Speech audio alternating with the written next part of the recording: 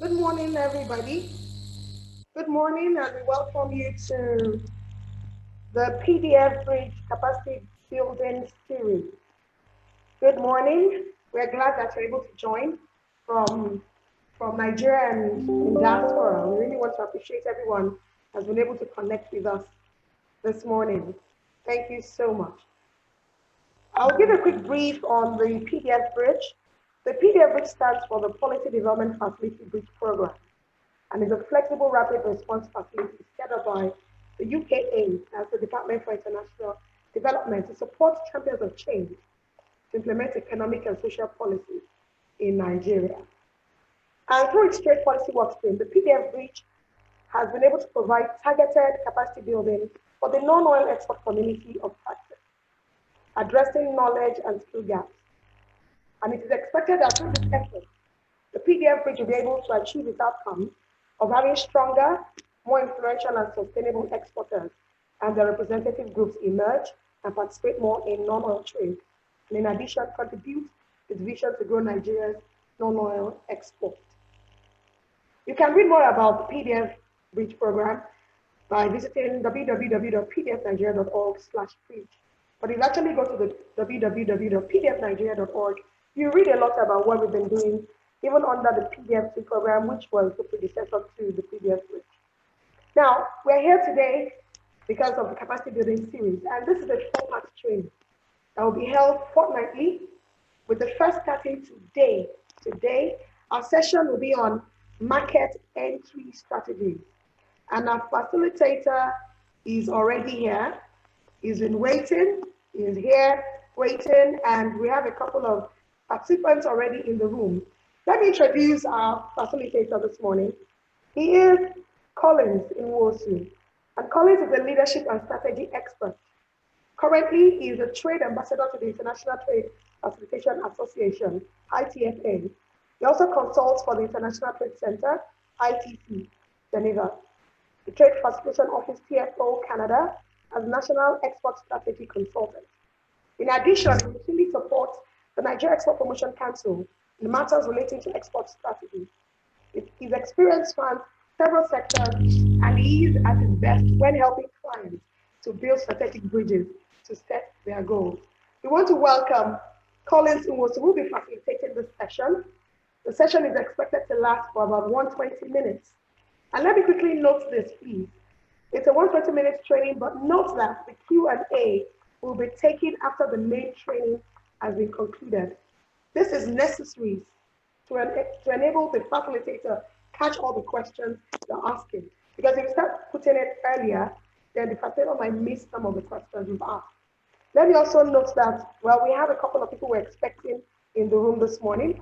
So I'm sure even when it comes to answering the cues, the questions, the facilitator has a discretion of picking what really relates to that will be beneficial to the audience. So I want to welcome everyone once again, and I want to welcome our facilitator, Collins Nwosu. He's in the room, ready to just hit the ground running. Please wear your seatbelt very tight. You're in for a very good time for the next 2 hours. You're welcome, sir. Okay, thank you, Titi. I hope I can live up to to the big stage, the big pedestal you put me on. So good morning, everyone. Welcome. Thank you for being here. It is a privilege really to share with you, and it's an opportunity to help you move at least from one place to another. So my intention overall will be that at the end of this session, at the end of this training, you should have gotten, even if it's one thing that would help your business move from where it currently is forward. And if we've achieved that as a team, if we've achieved that as a group, then I think we would have made significant progress. So as we go along, as questions come up, please just write them out so that you don't forget. It is possible that those questions will be answered as we go along. It's possible that at the end of it, I may not have touched them, because 2 hours is a short time to cater to market entry strategies. Nonetheless, let's give it a go, okay? All right, so here's what we intend to cover. What you can export from Nigeria, okay? what are the exportable products and services? Because it's not everything that you can export, even though there's so much that you can export. It would be good to have an idea of what you can export from Nigeria, what the law allows you to export.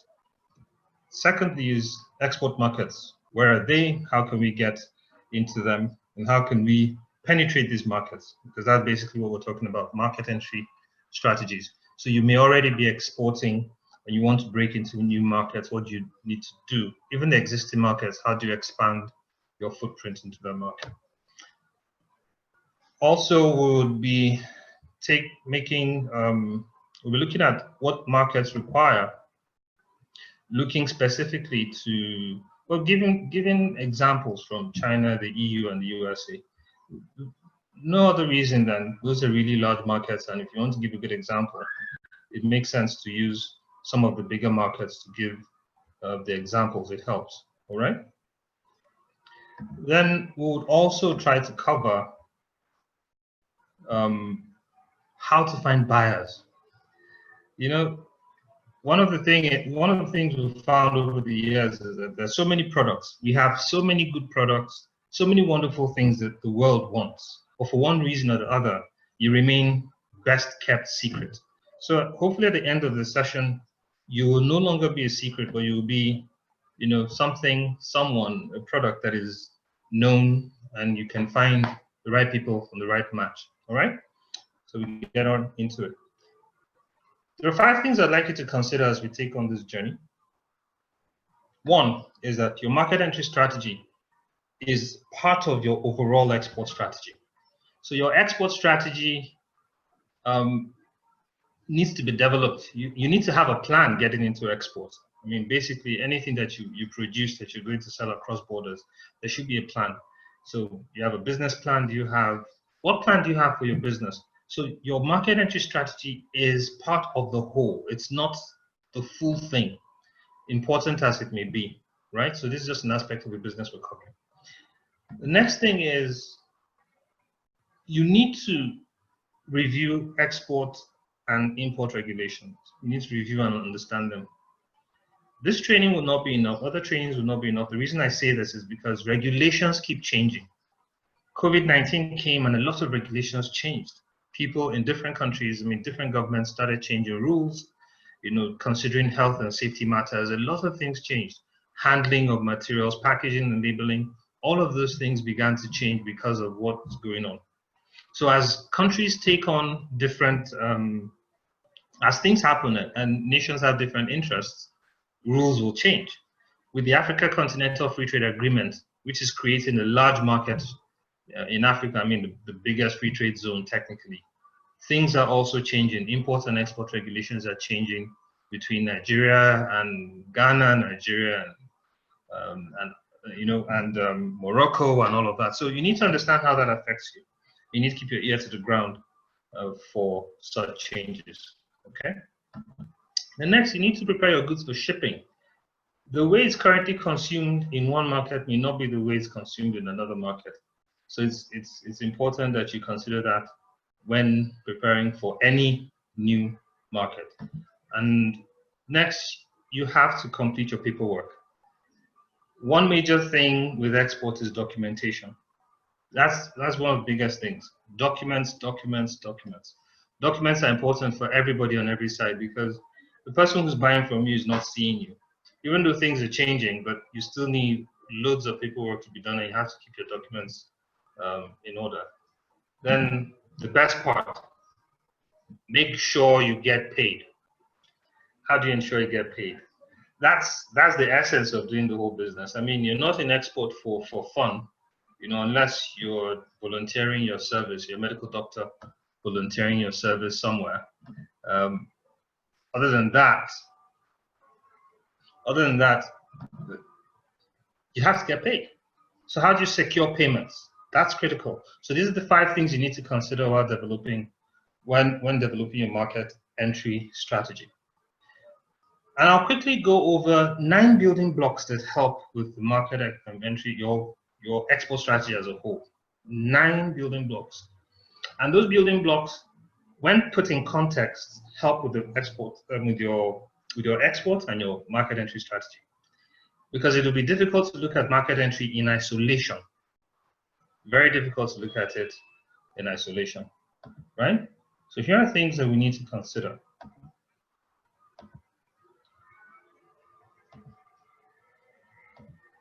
First is your target market. Who's your customer? So for you to successfully engage in export activities, it's important to start thinking, who do you want to serve? You know, we hear you ask someone, who do you want to sell to? Say, no, I can sell to many people. People are buying. I hear that. Those kinds of statements will not help when you want to do proper business. Targeted, you have to be targeted. So who's your customer? Which market are you targeting? Which is the most important market for your product? It's important to identify where these markets are.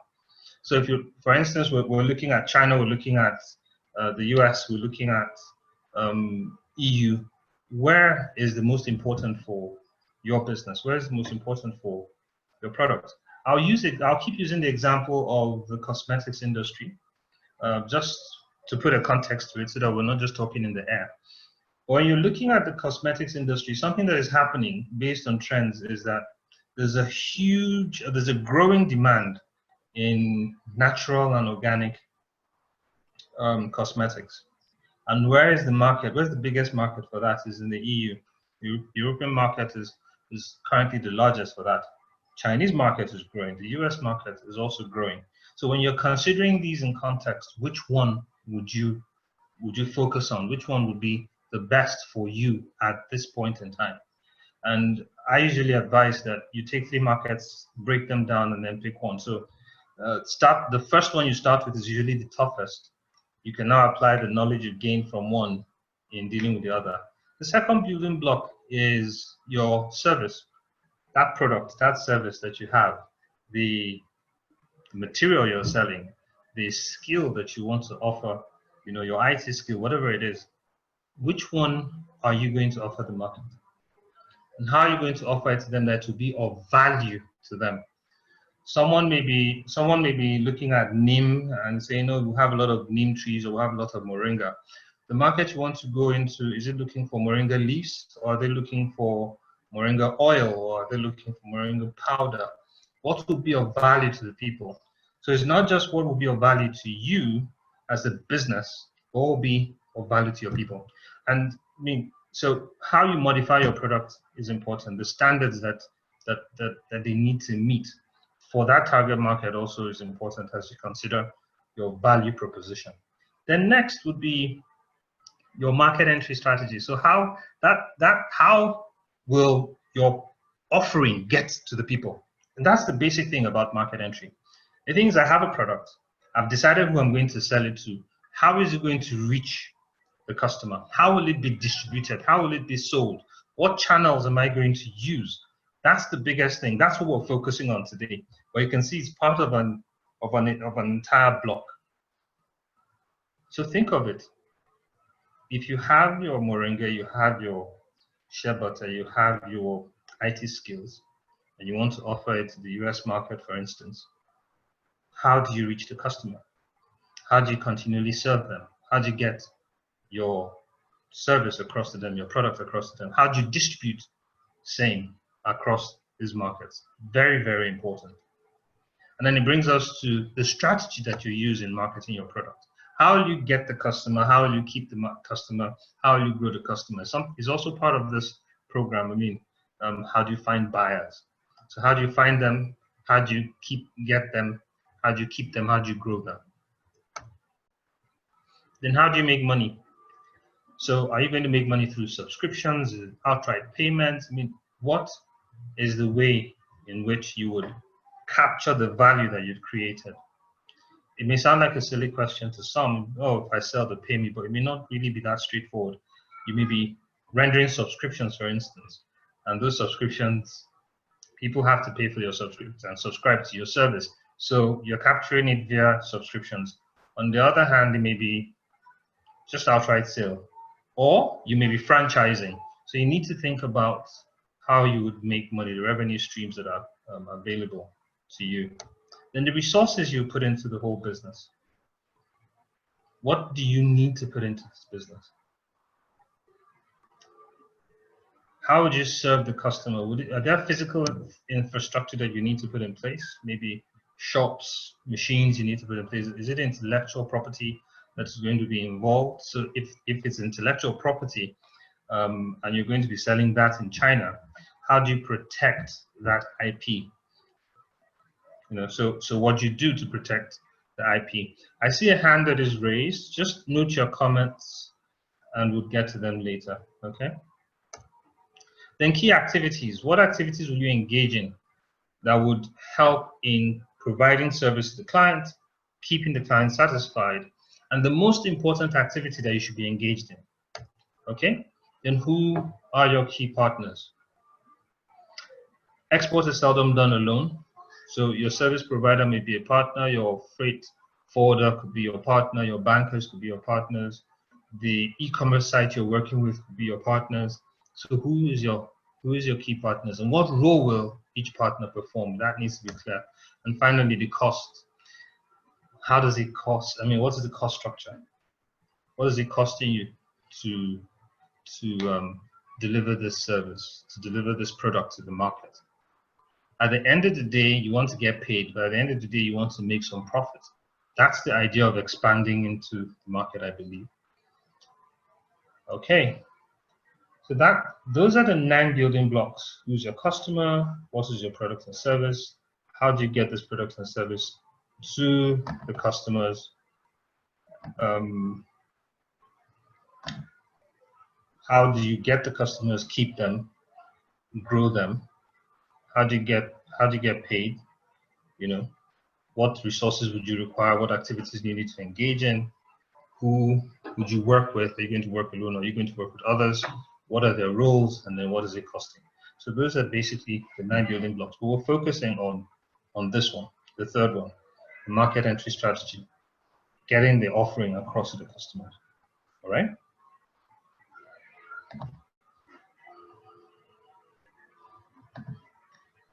So summarily, the market entry strategy is just finding the best way of delivering and distributing your goods and services.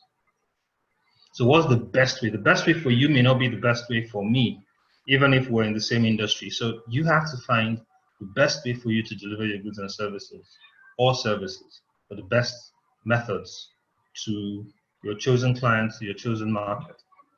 Now think about this, just take a moment to think about this. The 2 main methods of export, there's direct export, where you're handling everything yourself. You get the products, you package them, you put them on the container, or you fly them out, whatever it is, you're handling this directly to your clients or your distributors. Then there's indirect export. Perhaps you're doing an e-commerce sale and you're handing over your stuff to Amazon, for instance, and they have a fulfillment center and they keep it and someone comes and buys. Each method would affect how you enter the market, but it's good to consider it. The major difference is that in one, direct export, you're in charge of the whole process. You have to deal with the whole process. In indirect export, certain parts of the value chain you're not involved in. Is that good? Is that bad? I do not know.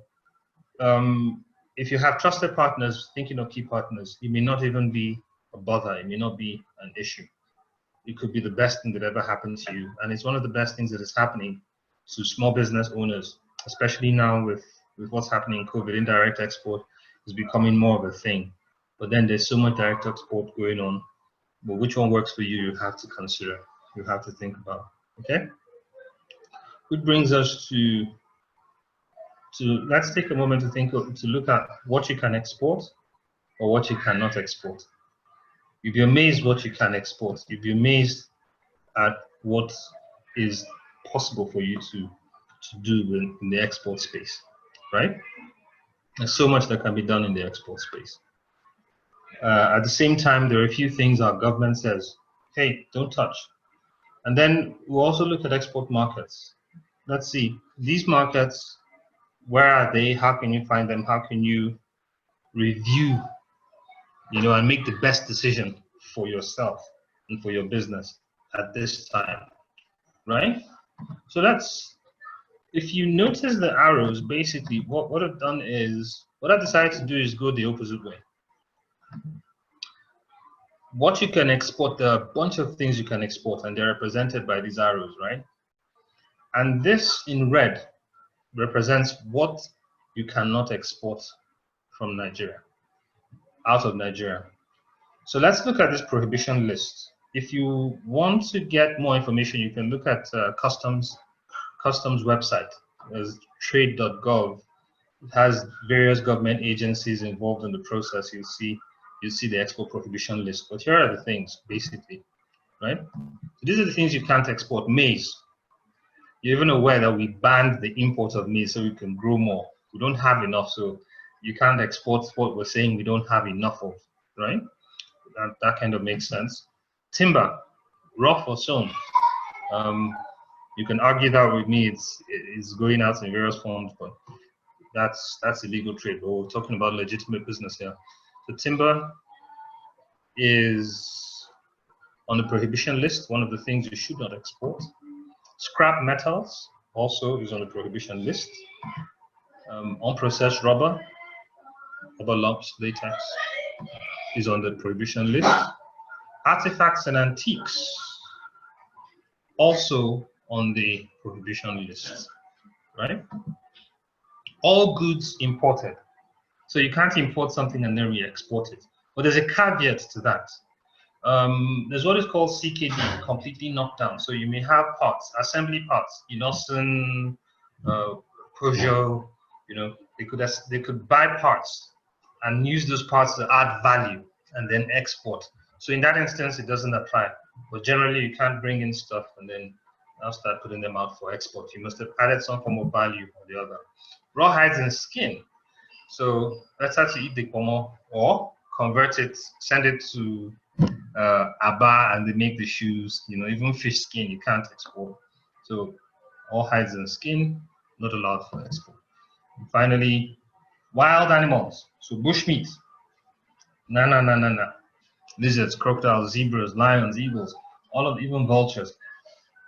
Bushmeat is off the table. It's off the table, literally off the table. All right. So, with that said, think of all the things that are not here that you can export. Moringa on its own, you can export the leaves. You can export it as powder. You can export the seeds. You can go further, process it, and get the oils. You can process shea butter from shea nuts, shea kernels, shea cake. You can export pap. I mean, there's so many things you can export. Your services, for instance, your skills, your training skills, your IT skills, textiles you can export. So we design those, we can send them out. So there's so much that you can export that there's a lot that we can do. You don't need to focus so much on what you can't do. All right. So with that said, we know this is what we can do. We've looked at the building blocks of the business and said, okay, these are generally the things we should look at. Who do you sell to and how do we get into the market? Now let's look at the markets. Let's look at the markets. Where do I sell to? 190 options. I'm talking about 190 countries.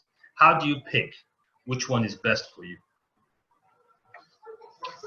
In the United States alone, my team members, in the United States alone, you say, oh, I want to sell in the US. There are like over 50 states. Which one? China has different provinces. Which one? The EU, 28 members, right? Yeah, considering Brexit, those that have exited. Which one? So making the pick is important, is as important as anything you're going to do here and after. It's like selecting who you want to serve. I like to ask this question. Why do people specialize? Why do you go to a specialist doctor? For ear problems, for heart issues. The person has decided this is what I'm going to do. There's the whole body. You can be a general practitioner. There's the whole body. But this person decides, I want to study the heart. That's what I'm going to focus on. He doesn't go hungry, or she doesn't go hungry because she studied the heart and how the nervous system works. Rather, that specialized service affords that medical doctor, that specialist, the opportunity to deal with heart matters. And it's so clear that there's no doubt in anyone's mind who has heart issues that this is where to go. So picking your niche is very important. And rather than saying, I want to sell to everyone, it doesn't really work that way. I also like to ask the question, where do I pick the best markets for my products and services? It's like saying, who's Dangote's customer? Who is Dangote's customer? If I were to ask that question, you probably say you are Dangote's customer. Many of us are. I mean, so many of us in Nigeria, if you're not buying salt, you're buying sugar, you're buying something. There's something you're benefiting from the Dangote enterprise, or cement. But I'll tell you that you may be a user, the end user of his product, but you're not necessarily Dangote's customer. He has distributors, and those distributors are the ones he focuses on. So they're his market. I'm using that as an example. I mean, think of it. How many of you have been invited to Dangote's end of year party for distributorship? How many of you have had the key distributorship scheme that they run with banks, where Dangote Group negotiates with banks and gives them a list of their distributors and says, you can fund these people, and those people are funded. Have you ever received that? Say, oh, you can be funded to buy spaghetti to use in your house? No. So his resources are focused on helping his customers, his distributors, to achieve their aim, which is to serve you and I, who are the end users. So the same thing in picking markets. You may find that certain markets may be huge, may be large, but are not necessarily large enough for you. For instance, in selling halal products, in selling products that are certified halal, we'll get into that in a little bit. One would think that halal is, the big Muslim countries would be a good place to sell, but we find that when we look at the trends, there's actually a small minority in foreign lands that are boosting halal sales across the world. So you need to do some work. So what should I look out for? Like I just gave the example of, if you're clear on who you want to serve and how you want to serve them, those might be some of the things that would come up. So what do you look out for? Now I'll ask more questions. And that question will come by way of, you're an exporter, I'm an exporter, and the shea butter. That's what's raining now, right? Everywhere you turn, the shea butter is making waves, making waves, making waves. Maybe tomorrow will be mango butter, but for today we're hearing a lot about shea butter. And you're producing shea butter. What steps would you take to get a market for your shea? So just think of that for a moment. What steps would you take to get the market for your share? So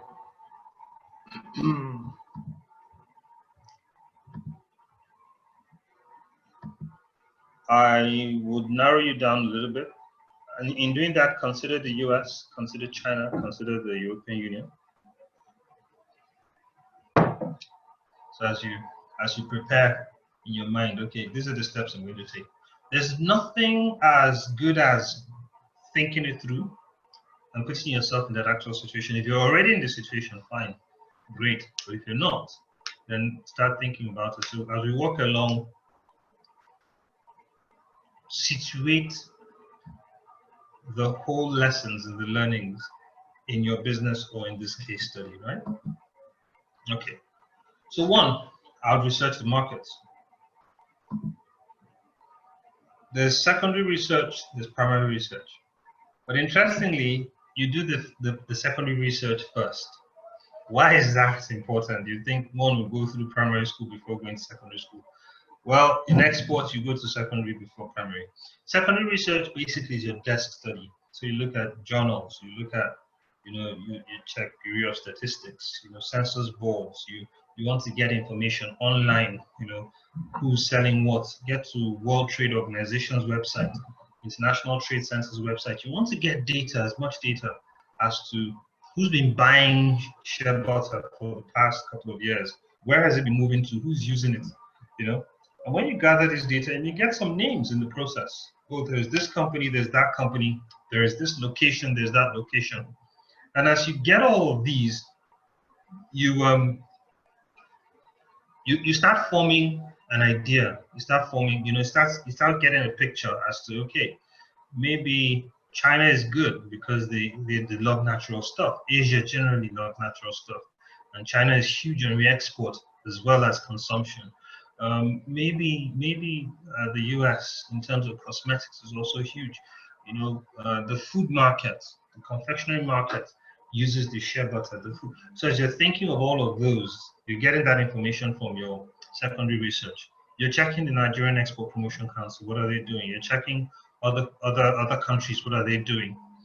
Then your primary research. Primary research basically is going to those markets and meeting up with the customers. Meeting up with the potential buyers, right? So which you can do through trade shows, trade missions, or just traditional set up a meeting and take a flight. Of course, we have to consider the times we're in. Certain things may have changed, but these are the first steps that you'd undertake, right? Then, in picking out the markets, as I said, we're using China, the United States of America, North America, and the European Union as an example. There are a few things you also need to consider. You have to do some form of market analysis, right? Because it's not just, if you're looking at different markets, then how do you analyze the markets in such a way that it makes sense to you?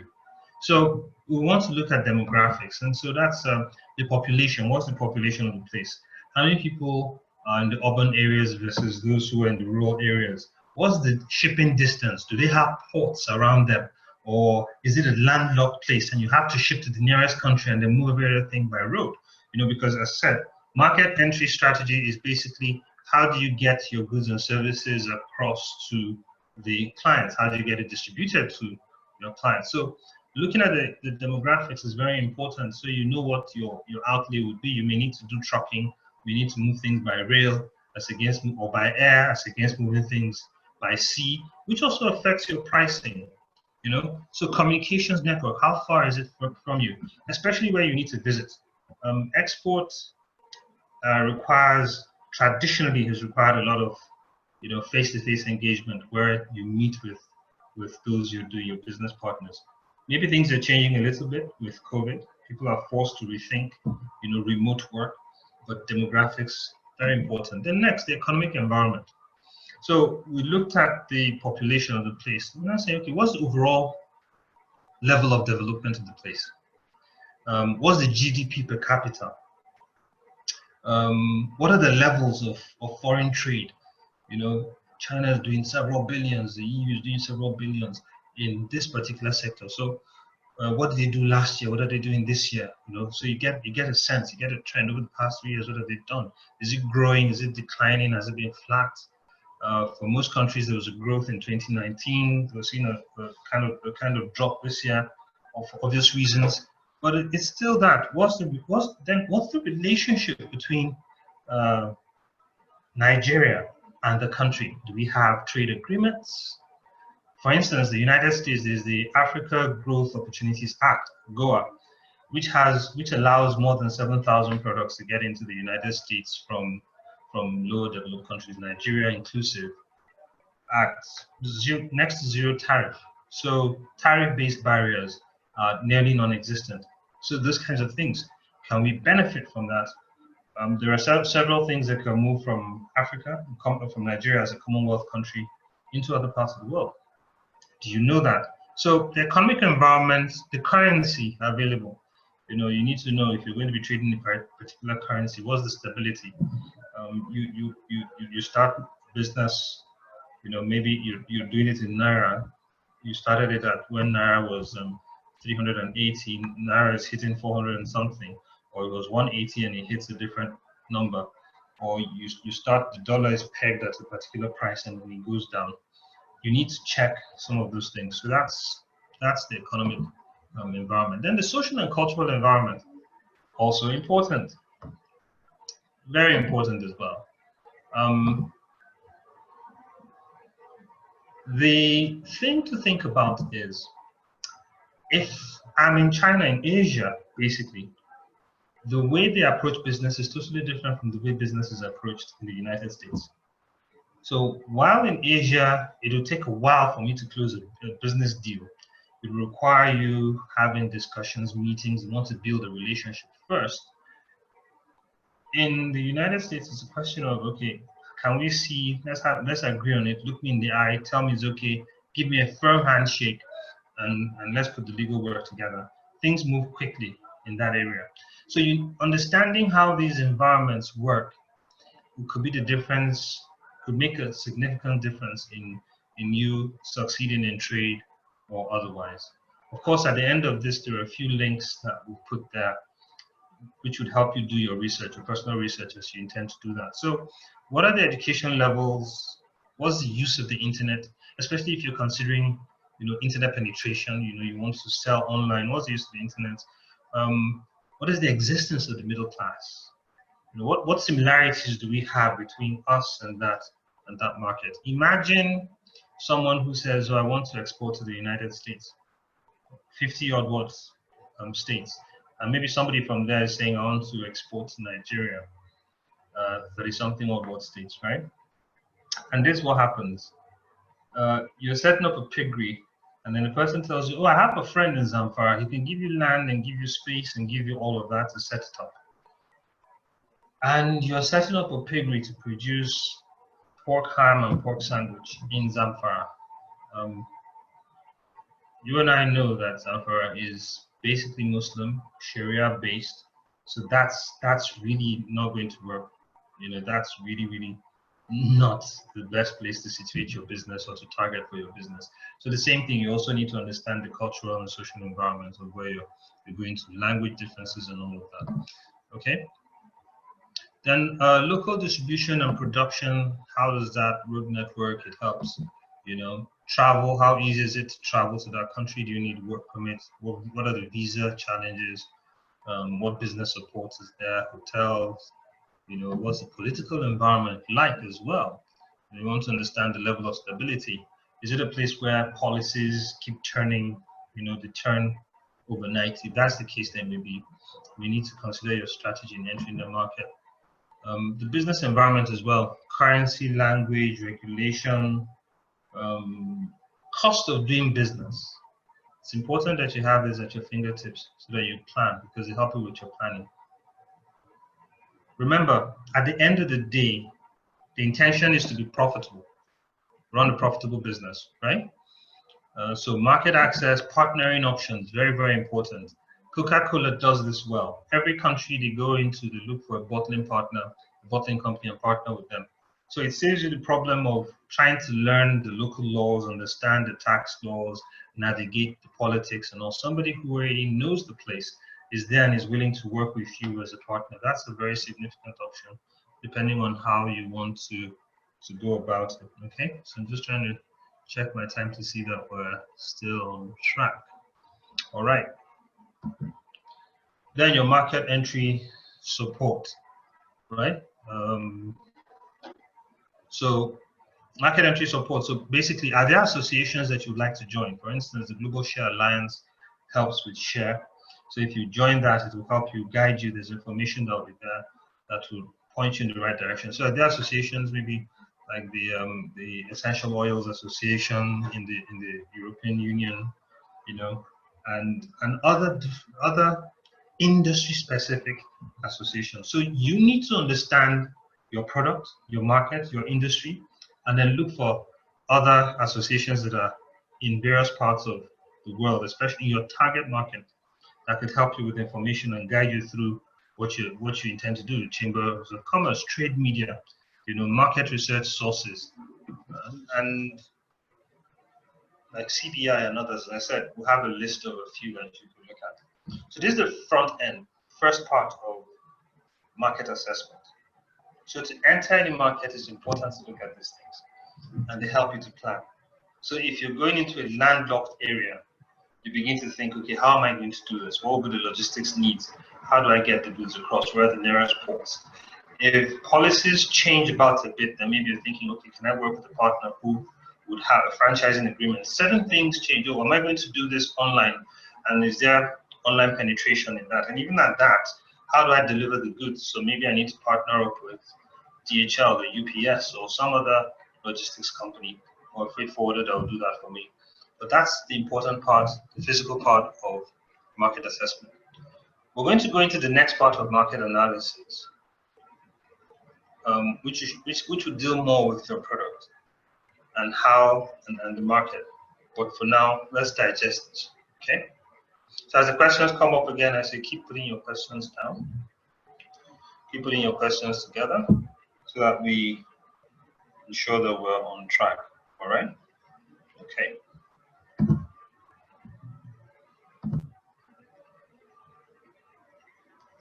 So destination market requirements. A little bit behind, but I think we'll catch up. The foundation is laid. Standards and certification.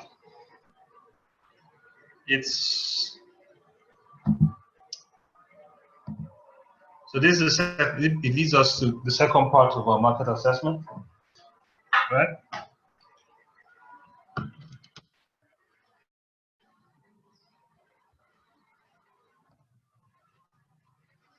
So this is now product based, and that's where the standards come in, and that's where certification comes in, and that's where market requirement comes in, because the market will require certain things from you for your product to enter the country.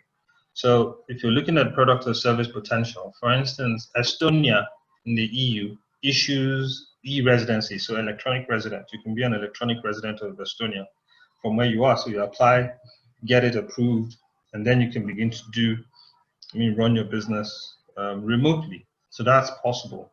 But you have to, first of all, understand that that's a requirement.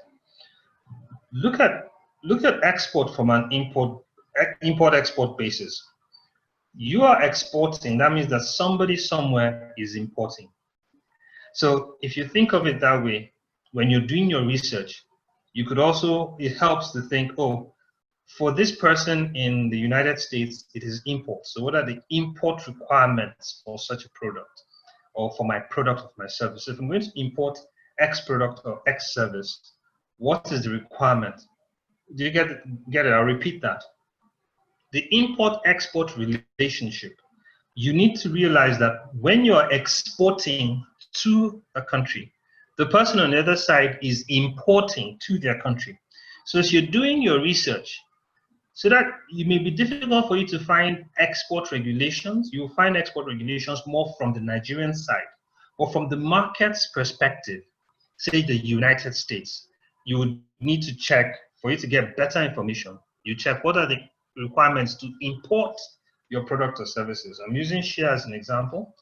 I'll say, so what are the requirements to import shea butter or shea kernels into the United States? Because that's what it would be on that side. So the certificates that are required, the regulatory standards that are required, the consumption, the trends, what's happening on that side. That's what you need to look out for. The other thing would be your positioning, your competitive positioning. Because as the market, you find that you may not be the only person in that market, or there are other people who are offering similar, options to whatever your product and service is. Then customers, you also need to think. Again, we can't emphasize that enough, and that's why we're here. Market entry, getting your stuff to the right customers. So customers and marketing, okay, are part of the things you need to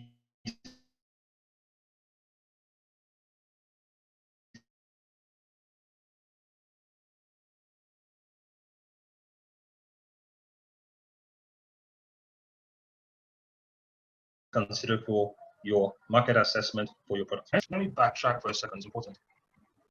For competitive positioning, you need to look at your pricing, the levels of production. Is there somebody who is locally producing what you're producing already? Are there available linkages to your products or services? So if that's available, then you can find the link between what you're offering. So there's a cosmetics market. The person wants to produce ethical cosmetics, natural cosmetics.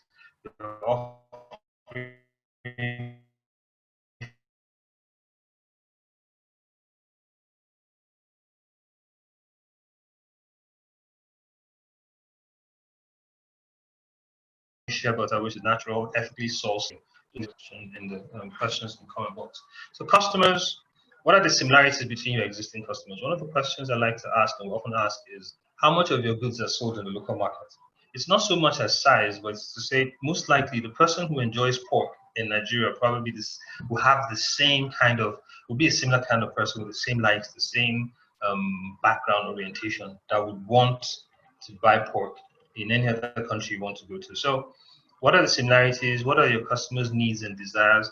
That helps you with your value proposition, right? What problems are they trying to solve? What jobs are they trying to get done?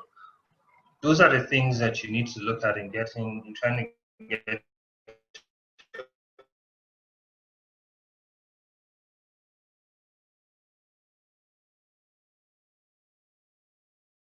your customer. So whoever is buying from you is going to be somewhat of, and then what is the attitude of the country to foreign products? It's good to know, it's important to know. So you know how you're positioning and packaging your stuff, all right? Okay. Now, standards. EcoCert is a certification body, and what they do is basically ensure that people keep the standards, certain standards, organic standards, fair trade, and all of that, different kinds of different standards. And they define standards as, you know, a document that lists out all the criteria that needs to be implemented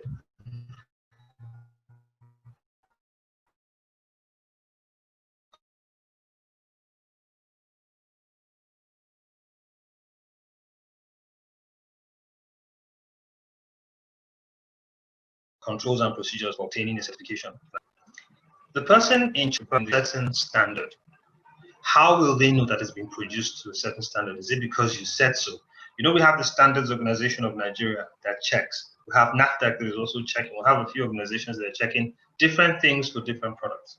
So in the same way, globally, every country has certain standards. They've agreed that for this product, it must meet this. It must have been processed like this. For you to call it organic, it must have been processed or handled in this manner.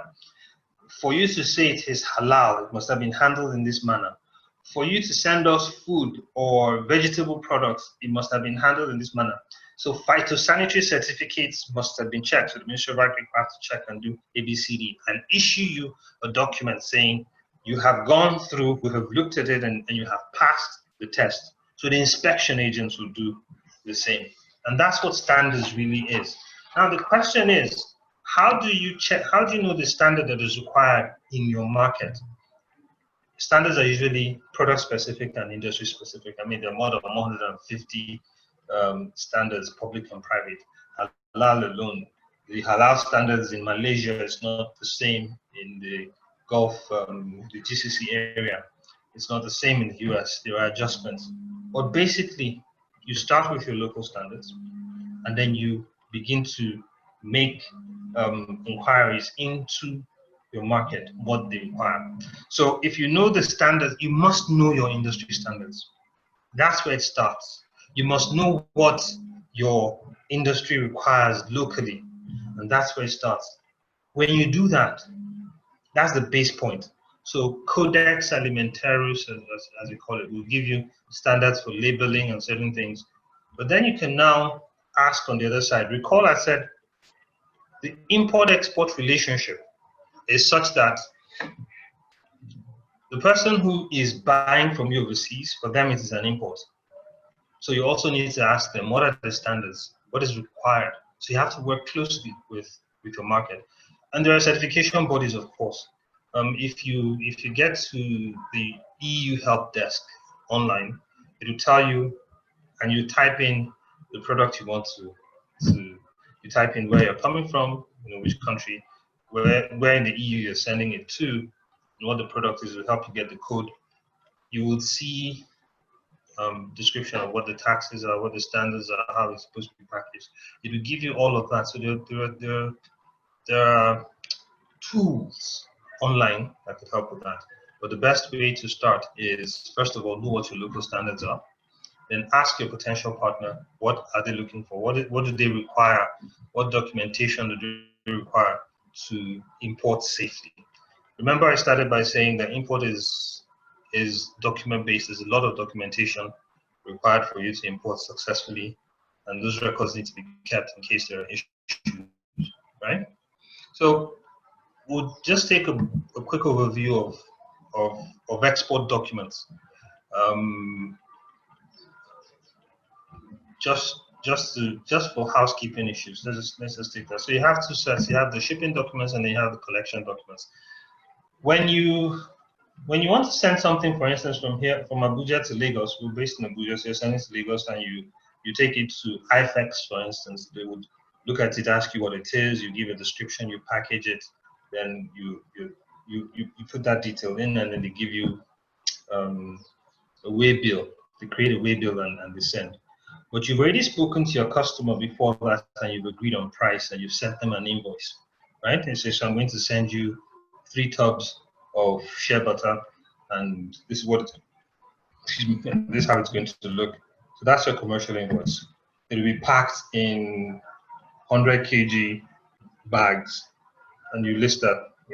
I have 5 packs of 100 kg bags. That's the packing list, which is also generated at IFEX, right? And so you want to know it's coming from Abuja or it's coming from Nigeria. Basically, there's a certificate of origin. It's important to know where these items are produced. So globally, there are rules of origin. There's certain rules that guide what is coming from a place or what is not coming from a place. So usually the Chamber of Commerce or the Ministry of Trade would issue that certificate of origin for your product. You get an insurance for the product, and that way bill or bill of lading is now or airway bill, is now generated, and those are part of your fundamental shipping documents. Usually your freight forwarder would help, your customs broker would support you with that. But it's important to know that virtually in every country, in every export transaction, these are some of the documents that you expect to generate.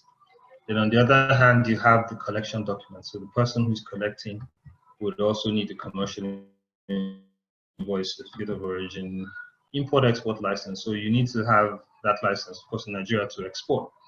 Without your export license, your export is not considered legitimate in Nigeria.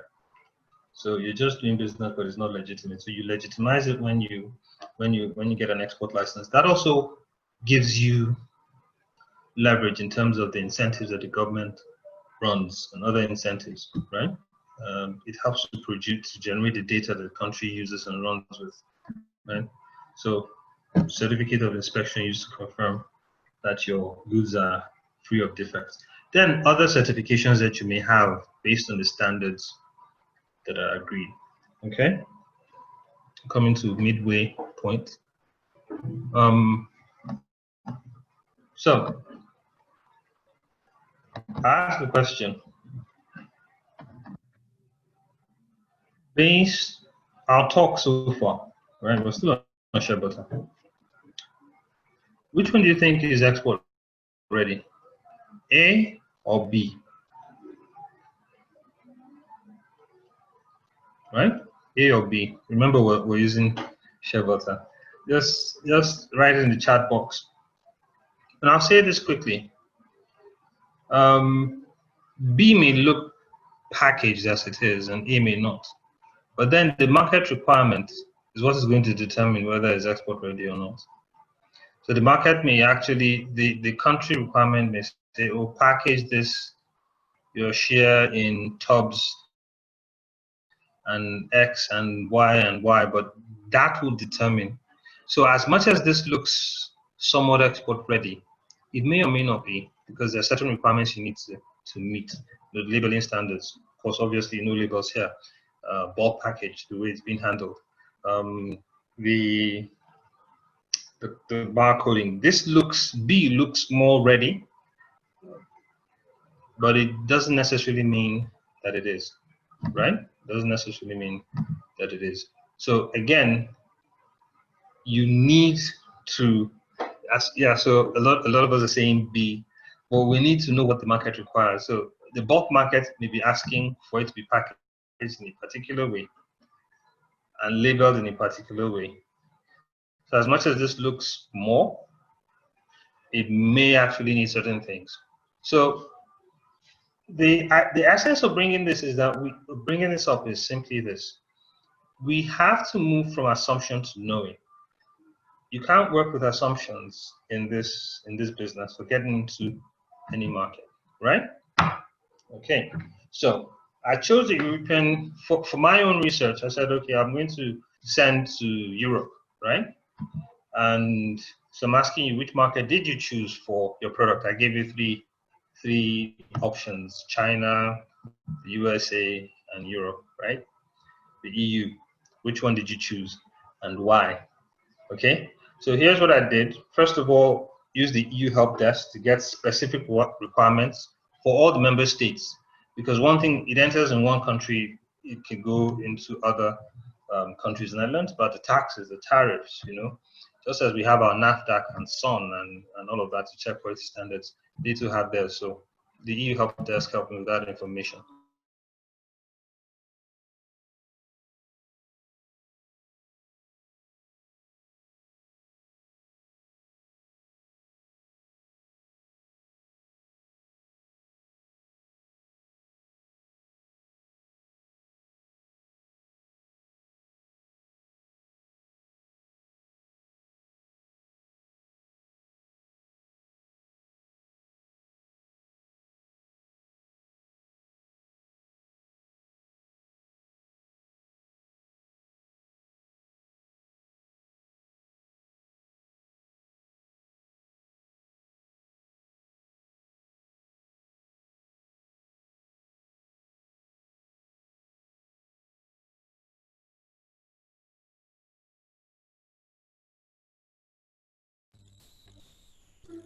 I think our facilitator has a bit of a challenge, but let's just give 1 or 2 minutes and we'll be back in.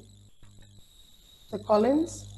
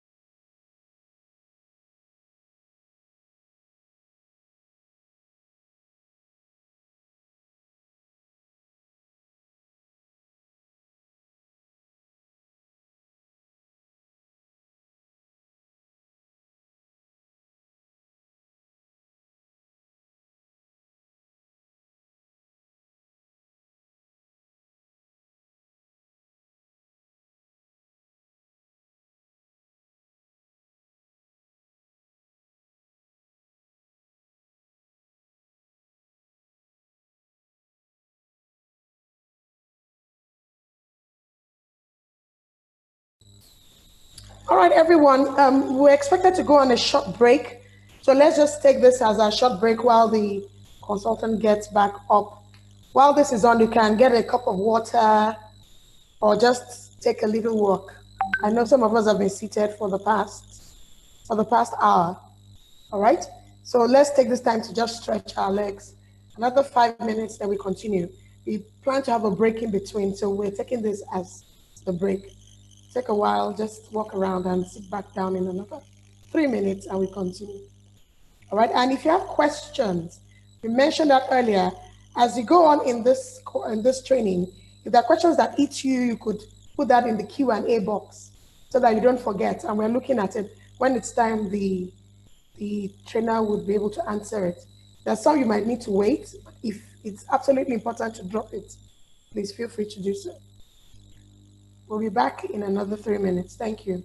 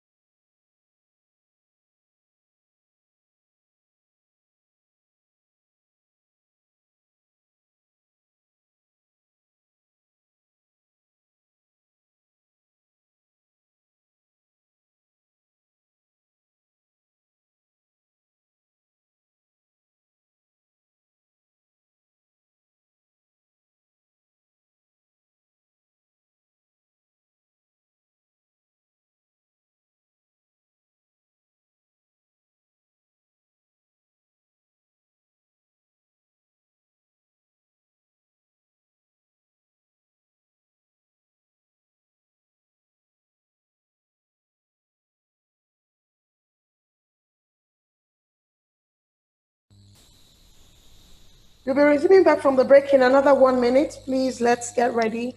I think the facilitator is back in, and then we'll take the second half of this training. Mr. Collins, are you in now? All right. Yes, I am. Okay.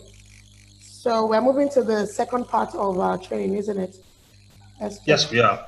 Okay. All right. Thank you very much. Yes, we are. Good to you. Okay, thank you. So the last thing I said was you need to understand the buyer's needs.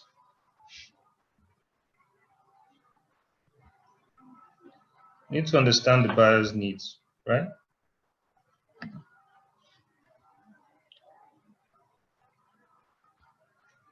Okay, can you hear me? I hope I'm not off again. All right, there we are. So understanding the buyer's needs is very important, very, very key, you know, very, very, very, very key.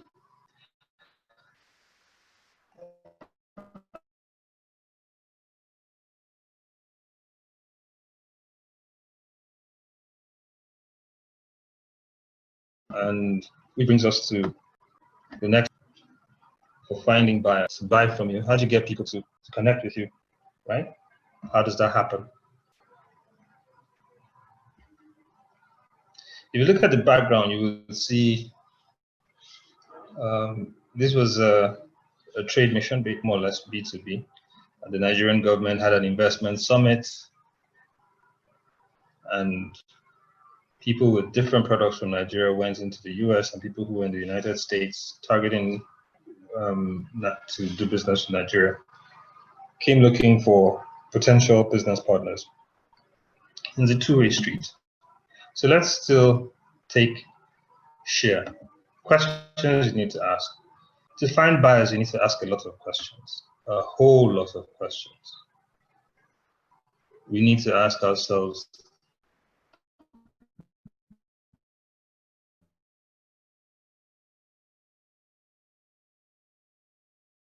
I mean, when I'm talking about questions, but who's buying your product and why? What volumes are they buying? What is your capacity? You know, because someone would ask, oh, you make clothes. Oh, beautiful. So can you give us 1,000 units of your pieces, 1,000 pieces every month? And you say, yes. Meanwhile, your capacity is 50. You need to know your capacity. And or can you give us 20 metric tons of ginger every month? And you say, or every week. You say, yes, it's possible. Meanwhile, you can't. It's your integrity is at stake. So if you know the volumes, it also helps you to know who to target and which market you should be focused on, rather than the bulk buyers. It may be somebody else. It may be an aggregator. So who's supplying your market with the products and services? In the fashion business, there are they call them fashion buyers. So those are the people that come out to purchase. Are they the ones that you're dealing with, or are you dealing with distributors? Because there are distributors also in the industry, right? So what volumes are they buying? Where and how do they meet? And how will they see me? These are some of the fundamental questions you need to ask if you're looking for buyers. And in answering those questions, you begin to position yourself and your business better to get buyers, right? So buyers for share, the uses, cosmetics on the one hand, food on the other hand. So where do the cosmetics people congregate? Where do the food people congregate? Which one is my focus? If you say, oh, I'm doing it for everything, it's not necessarily true. You have to, as I said earlier, try to niche down, try to specialize from the onset. Then you can expand into other things. The difficulty is in starting. Once you've started, then it's easier to expand. Ghana right now has the biggest processing capacity for shea on the continent, right? Even though Nigeria produces more shea than everyone else on the continent. But for infrastructural issues, maybe focus issues as well, we're not making the volumes. I mean, Ghana is selling making over 66 million US dollars on share alone, as compared to what we're making. I don't know what the figures are right now officially. So specialization helps. It brings out focus, right? And remember the primary and secondary research we talked about. But let me put a quick word in on trends. now that I'm talking about share. COVID-19 has done something to markets and consumers.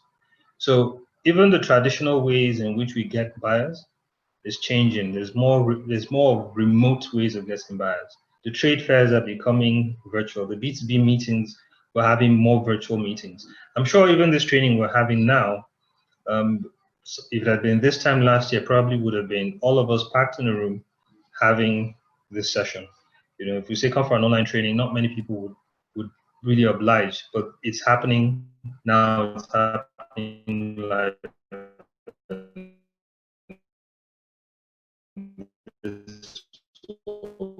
where we are. So it has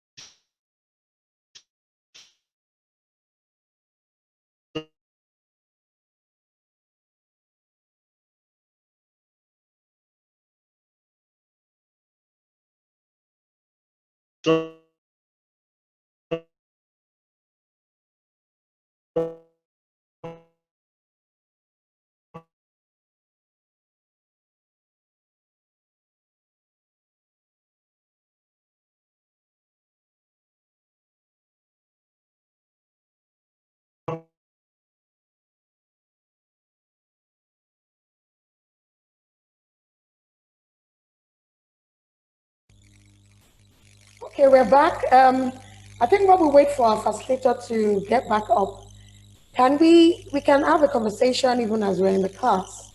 So the facilitator has spoken about a couple of things. I see that in the Q&A, we already have 5 questions. Awesome. We're going to take that one by one. But in the chat room, what are the new things that you're taking away from here? I want to believe that some of us are new to export. Some of us probably are coming in for the first time, or some have been doing export before. So if there's in your chat room, can you just type very quickly one thing you have taken in the last 1 hour? One thing that has opened, that as your eyes have been opened to in the last 1 hour. Just one thing. I want to read from 3 people while Mr. Collins gets set. 3 people. Just tell me one thing that you have taken away from this session and you find very, very useful.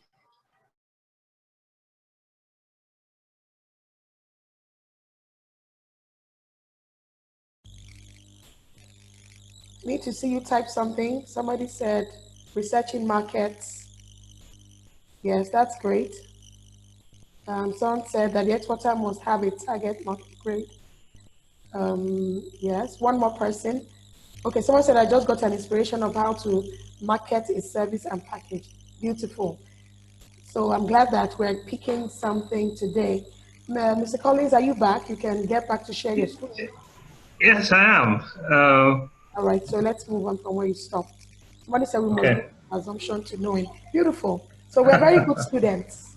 Beautiful. I'm glad you're all good students. So Mr. Collins, you are doing very well. Yes. The students are already telling us what they're learning. All right, over Oh, to that's you. great. That's exciting. Yes. Okay, thank you, thank you, thank you. All right, but we're almost done, so we can get to more questions and answers.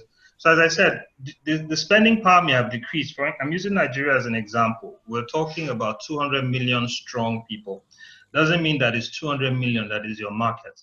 Where's your effective market? How many people are actually working? Bureau of Statistics and other stats place effectively about 35 million people, less than 30 million people working, right? And earning at different levels. So you're now talking about out of 200 million, just about 30 million may actually be your customer. Then depending on your price point, you now say, okay, how many are employed, underemployed, and all of those long grammar. But it helps you to understand that these trends are changing, and it will help you to adjust your pricing, adjust your offering, even work out more efficient ways of producing and distributing whatever you have to produce, right? Next of all is store closures. Stores are closing in the beauty industry. A lot of spas have closed down. A lot of beauty shops have closed down. Then, but that's not bad. That's physical stores, right? There's a rise in online retailing. So the there's a surge. Every channel now is being used to sell. Even the traditional business people are now putting their stuff on online. You can imagine how much Amazon made this period based on online sales, precisely. So then next, buyer behavior is changing. They're buying more ethically. They want to buy things that would help them live longer, do more.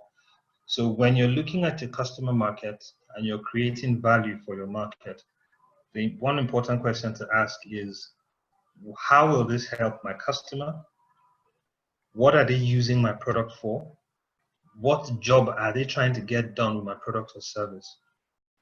What is that thing they're trying to avoid? So they want to stay beautiful, but they don't want chemicals on their skin. So shea butter will help to do that. As I said, that's the anchor product that we're using all through, right? So as a result of that, certificates are being issued for standards, and people are trying to meet a higher quality of standards. The EU has revised its phytosanitary, um, the criteria for phytosanitary certificate issuance and what is required for those certificates to be issued. And I understand our Ministry of Agriculture is adjusting as well to that, but it's important that you know, okay? I got this from Ecovia Intelligence, by the way. So now you've gotten this information, you need to move it from formation to action. So let's take it from being information and moving it to action. And some of the things that you need to do is finding buyers, you need to go online. Based on the trends I just shared with you, travel, in fact, you've been saved money on travel. Let's put it at that. Everybody you want to meet is now online, trying to meet you. Okay? So go to online stores and find out who is selling what. So the beauty store that is selling shea butter products, where are they sourcing it from? That may be an opportunity for you to reach them.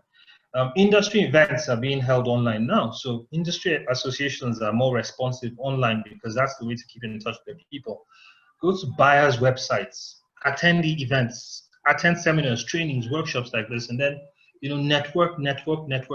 That's one way of getting prospects online. The thing is, if you don't have enough industry knowledge, if you don't know much about the business you're about to go into, you're most likely to fail, whether locally or globally. So industry knowledge is key, because understanding the industry means you're going to understand the supply chain, you understand some of the keys in, where to get what, how to get it, how to move it. Your knowledge of the business is so clear that you're able to apply that to the export side of things. The next is you need to know who to target. Are you targeting people who are buying large to medium, or people who are buying the small to medium buyer? Are you looking at distributors, agents, or you want to sell directly? Having that clear in your mind would help you to focus. One thing I found also in the cosmetics industry, for instance, is that many companies do not buy directly. So L'Oreal will not buy directly. They buy from those who have bought bulk. So they buy the bits they need from them. Body Shop will not buy directly. Most times they buy from the distributors. So it's good to have distributors and agents, or to consider them if that is a model you want to apply. Okay? So I said industry associations, check them out. Perhaps you need to join them. Trade fairs. Physical trade fairs will come online, but one thing that has happened in the recently is also virtual trade fairs. So you can attend virtual trade fairs. But attending a trade fair is not just jump and go. You need to do some research. Now, here's the thing. What are you selling? Who are you selling it to? How do you position yourself as the expert that they should come to? So you need to have your certificates. You could contact the organizers and get a list of those who are willing to attend maybe an event you were going to be at, and begin to pick out those you want to connect with and send them emails. Unlike 6 months ago, more emails are being opened today than they were 6 months ago. And I think that trend is going to continue because people do not want to miss the opportunity that the online space has provided for them. Before now, they look at mails and say spam, but now it's no longer spam. It's let me sift through. Perhaps this could be the one, right? So participate in virtual trade fairs, prepare for the physical trade fairs. And that takes a while. You don't just jump and go. So your online presence, I'm coming back to that again. First, we've dealt with online prospects, but I'm saying your online presence needs to be sharpened somewhat, okay? So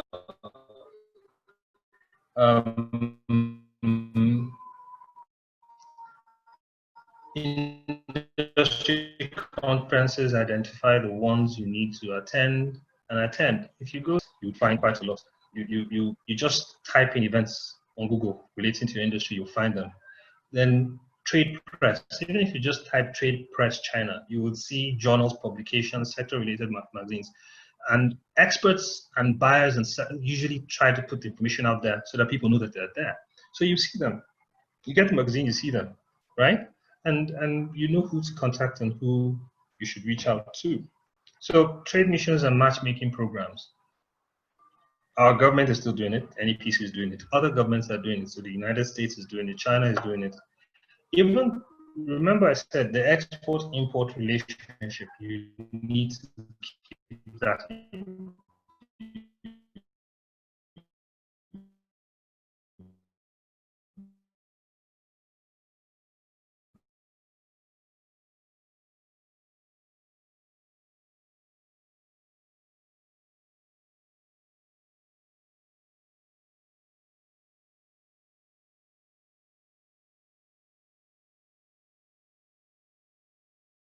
So they're looking for where they can sell their stuff at, how much electronics China is buying. At the same time, when they have this trade, they're trying to sell you something, but at the same time. In fact, one way of doing business in China, there's what they call Mianji. If you're Chinese in any way, please forgive me if I'm not pronouncing it right. But it's gaining face. And then there's Guanji networks. So who introduced you is important. And we know it's too in Nigeria. An introduction from the right person could take you a long way. So trade missions, matchmaking programs are very important. Try to attend, try to find which ones are there. Be in the industry space. Chamber of Commerce is organizing. Different trade desks of different embassies are organizing these things. You should attend. The next is be visible. Right now, it's so cheap to own a website. You don't even have to pay. You could have a free website. We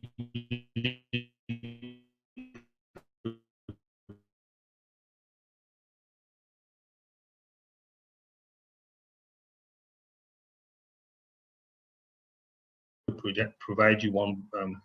There's so many of them that you could get for free. You could use your Facebook, you could use your Instagram, depending on how you position yourself in those places and how you post and how you put your stuff out there.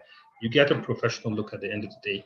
So my advice, put your products, put your services, have clear pictures. The questions you would want to ask someone, ask yourself an answer. So if I get to your website, for instance, I'd like to know who's behind, who are you? So maybe a picture of yourself. What's the product of, on for the product?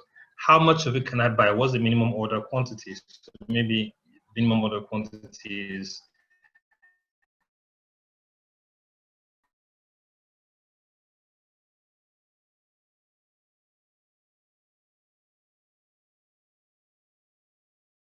10 tons or 2 hours of my, and it's clear and someone can reach you. How can I reach you? If contact us doesn't work.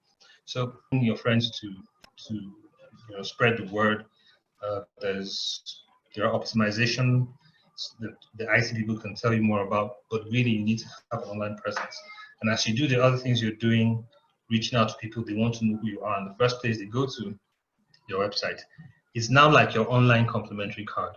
You need to have some online presence, right? Then adapting your sales pitch. When you're selling to different markets, it is different. If you're going to sell to the Chinese and they ask for something that you probably can't do, you can't say no. It's rude to say no. So that's one of the cultural differences that you need to think of. It's rude to say no. They need to save face. But it's possible for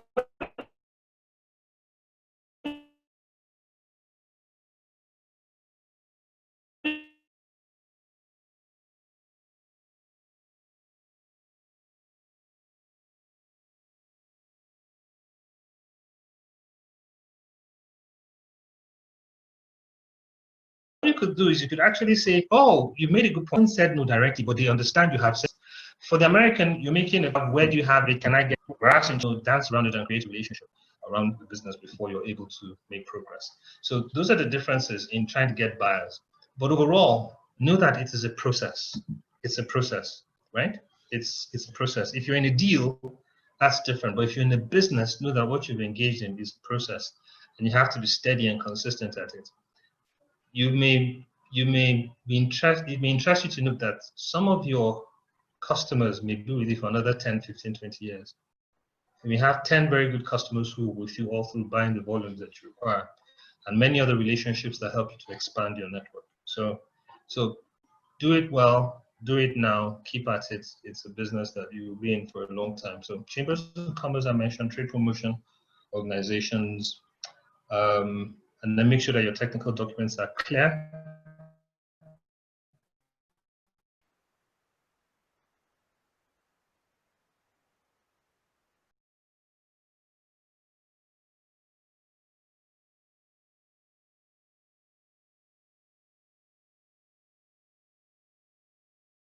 And they're of high quality.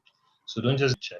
I mean, you do the initial your safety sheets in a way that, and then in negotiating trade, more or less, am I going to pick this thing from your warehouse, or will you deliver it to my house, or will you deliver it to my country? Will you pay? Who's going to pay the taxes? Who won't pay the taxes? Who will pay for transport? Who won't pay for transport? You know, those are questions that come up in the course of doing business. But international commercial terms helps to clarify that. So it's called Incoterms. There's Incoterms 2020, used to be 2010 used, but Incoterms 2020 is live now, and you can use that to solve most of your trade problems. So that's the summary of it. You can get this sheet from internationalcommerceterms.guru. That's where I got this from, and it explains it. So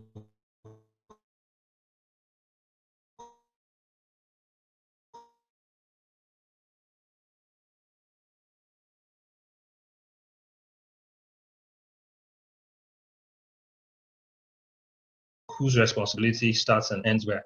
If your thing happens to it, are you going to be the one to transport it? The things that the International Commercial X works, free on board, you know, CIF or the CIP as it is right now, cost insurance paid to deliver that place. All of those things are clear. Even the likes of your freight forwarders will help you. I mean, DHL does, UPS does, and they explain these things.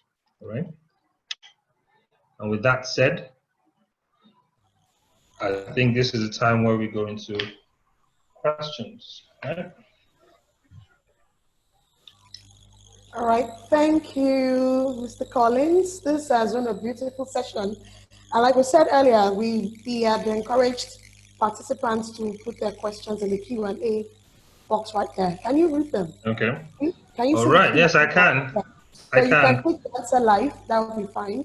Or you want to type, which one No, suits I'll just answer live. you? It's better, Yes, better. So right? you read the question and let's, so thank Mm. you. Over to you for the Q&A. All right.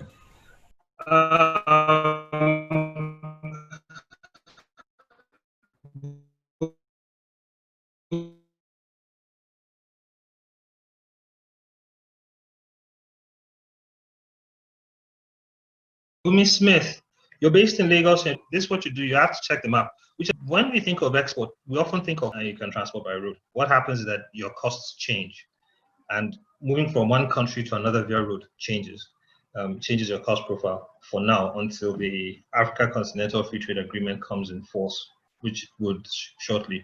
So check what seaports are close to Zambia, and that will probably be the place you ship to, and then by road or by rail all the way through. That's just the most efficient way to do it. So what you need to do is open your mind, and I'm saying this to every other person, open your mind. Export is not just about putting things on ships and sending them via sea. You can put your parcels on a plane and send them out. A lot of things move via cargo planes. You can put them on a truck and move them. Those things also help, or by rail, or a combination of any of these transport means. That's right. This means okay.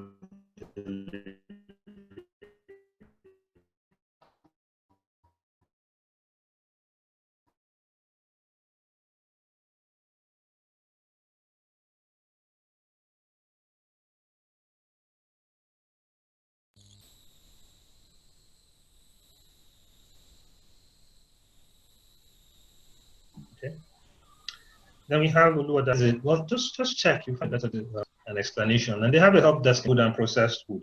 Sort different. When in doubt, I just say when in doubt, ask the office, because some of these laws, even overseas, are subject to interpretation of the officer who is handling at that point in time. So you really need to have a good freight forwarder who would interface at every point in time, at every phase of your business, because the interactions, the reason for leaving some of the flexibility is because it all can't be spelled out. Certain things happen on the field, and the discretion of the officer who's there is relied upon by the government. So if in doubt, you either avoid processed foods or would just and go ahead and ask, or find a different thing to do, right?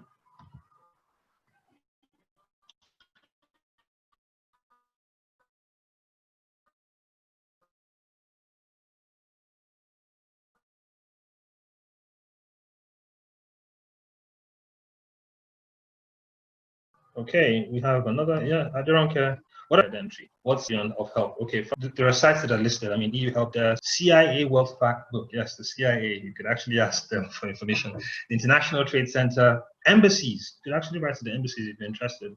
They have trade desks, and they're here to promote trade. Most embassies really want to promote good trade between countries, so they may tell you what they're interested in at that point in time. So if you're a new entrant, that's the way to go. Your secondary research, so you check. Those sites are listed at the end of this. There's Passport to Trade, there's the AGOA Help Desk for the US. You can get that information there, all right? World Share Butter Price. There is, right now, Kausarat, if you're talking about prices for any commodity, there's what's called marketplace information by ITC, right? So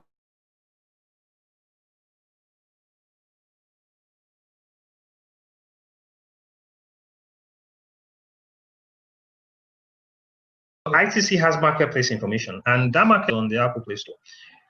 Like it shows you prices. Even the ITC site there, and you get live updates. So you can get, I believe Share is one of them. And the other one is you can simply just become a member of the Global Share Alliance. And there's a help desk there. You ask Prince and others, Aaron and other people who are involved in that business, and they give you information, right? How do you manage? Oops, yeah, Aisha, managing payments in different currency, you have to benchmark. So exchange rates, you and your clients will have to agree on exchange rates. So if you're pricing in rubles, you would check, okay, what's the exchange rate today? What has been the trend over the past couple of years? Is it moving up or moving down? You pick a price point, and you use that in doing your calculation. And you give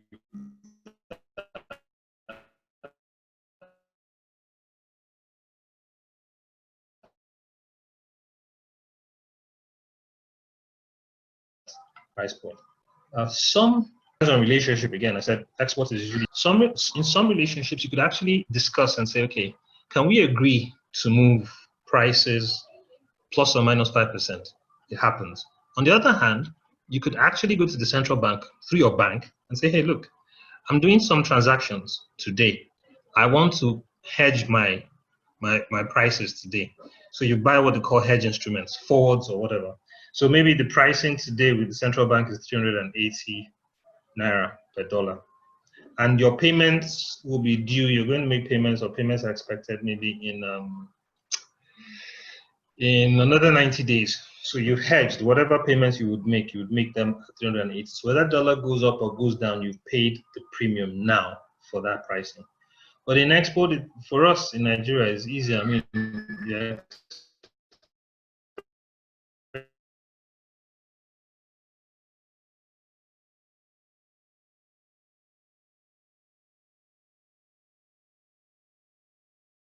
Expecting dollars. So even if Naira falls, you're kind of covered because most transactions are done in dollars. Letters of credit, or you have a website where they pay directly, put in a credit card, pay ahead of time. So you don't have stories that touch, okay? Clarify minimum order quantity that someone can export. Yakubu Idris, when we're talking about minimum order quantity, it's not dependent on the international market, it's dependent on you. So you know that you can only produce one bucket per week. There's no need telling somebody that the minimum order quantity is 50 buckets. Yeah? Because one bucket a week, 4 weeks, 4 buckets, right? And in a month, you say, no, I can if you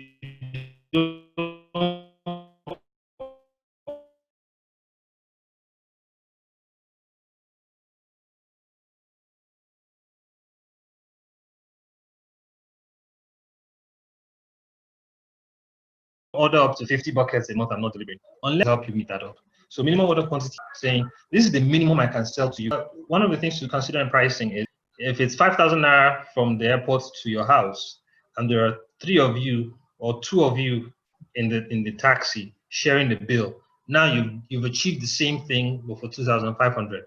So minimum order quantities, usually we advise you to check that whatever means of transportation, if they're going to charge you for a container, for instance, and you only put one bucket inside, it's still the same cost.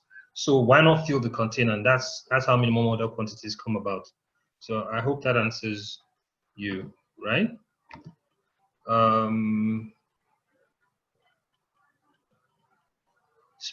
Ronke, specific support groups to leverage on. What you're doing right now, the PDF bridge,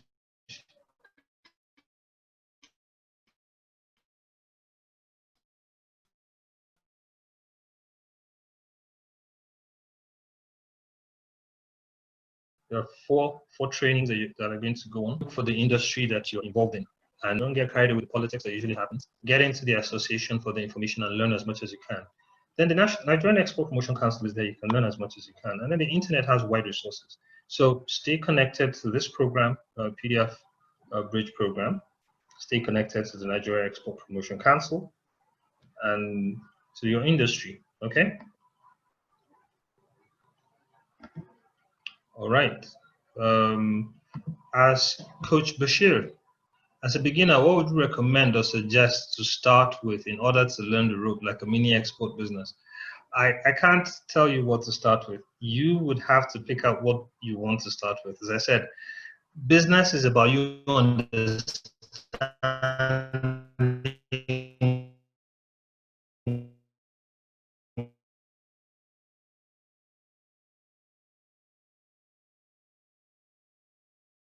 what you're doing. So what business do you understand? And that's what you're going to build around. That's what you're going to build around that. That's the best. Okay, ginger, you want to export ginger to EU, but this required species is not easily grown and processed here. Required species by who? So fine, it's great. You already know the market requirements. I would like to say quickly that a lot of ginger has been exported from Nigeria to the EU. So if you're talking about species, I'm not sure because Nigeria has one of the best soils and produces one of the best gingers in the world, even ginger species in the world. So you may need to check the EU help desk again for species, just to clarify. And secondly, you need to find your sourcing. So this is a supply chain issue, Mr. Obodo. You need to check your supply chain, right? You need to check your supply chain. And if it's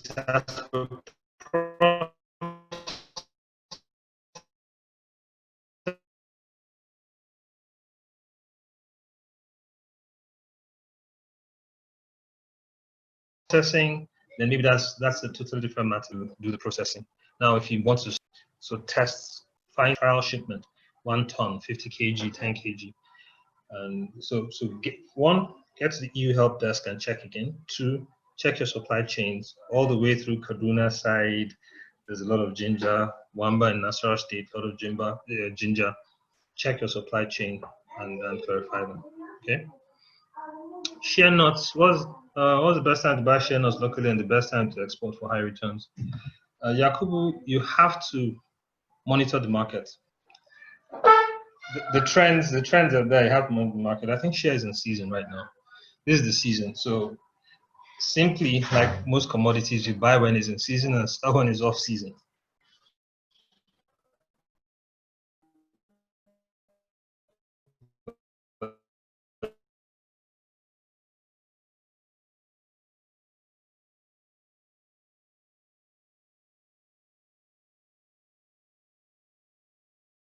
But then it means that you need to store it.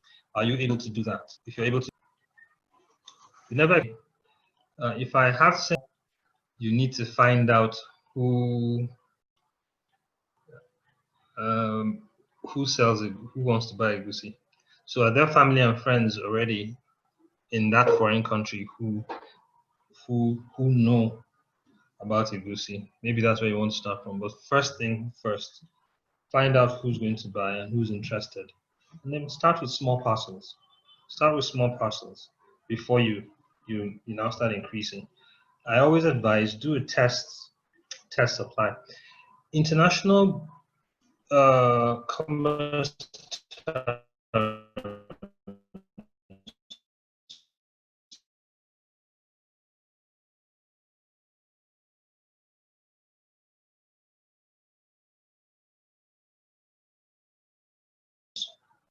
guru.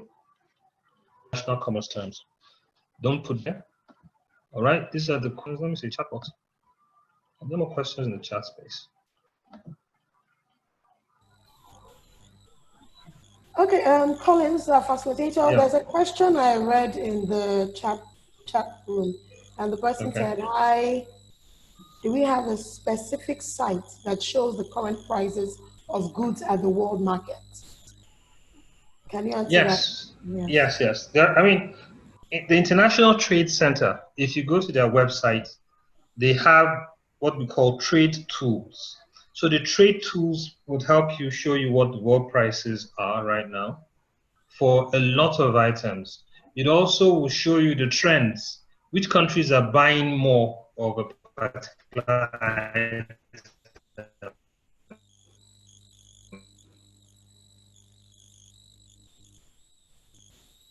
and how. And I also mentioned that application, you can download it on your agricultural products. It's called MPI, Marketplace Information. Marketplace Information.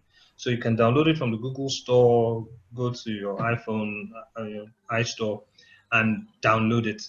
It will give you live updates on at least 300 agri products. But for other products, just check their website. That's the best place I can safely say check.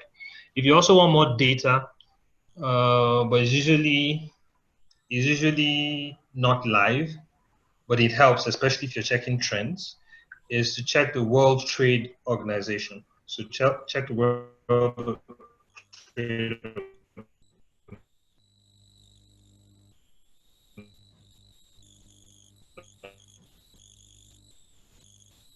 Organization. They can show you trade and plan most times. All right, thank you. Hello? Yes, Yeah. I can hear All you. I right. can hear you. Okay. Let me also see. We have some time. Nanawa Chukwu, I want to be sure she's around. So people raise hands. I saw your hand raised from NAQS. From NAQS. I don't know, but I saw your name, NAQS. Are you still in the room? NAQS raised a hand earlier. Okay. Any other comments while we work on this? Any other questions so that we can take those? And let me just quickly say that the presentation has the useful resources. We are going to get the presentation, hopefully. We have useful resources that Mr. Collins had made possible so that you can have that and you can continue to work with that. I think that is very important. Aisha Sulaiman raised her hand. Is Aisha, can you hear me? Aisha Sulaiman, you've been asked to unmute. Hello, Aisha. I had a couple of people that raised their hands, but I can't even see the hands anymore. All right, if you want to make a comment, raise your hands, please, so that we can take this before we end this. And now, okay. So, Chukuma Okorie, can you speak now, please? Let's hear you. Unmute yourself and speak. Unmute yourself and speak. Chukuma Okorie.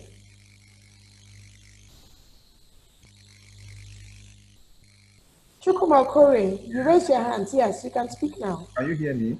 Yes, we can hear Thank you. you, ma'am. Yeah. Right. Our coordinator was saying something that timber is prohibited. And I have a friend that is exporting timber, even currently to Vietnam. So how do they do it? Can I answer you with a question?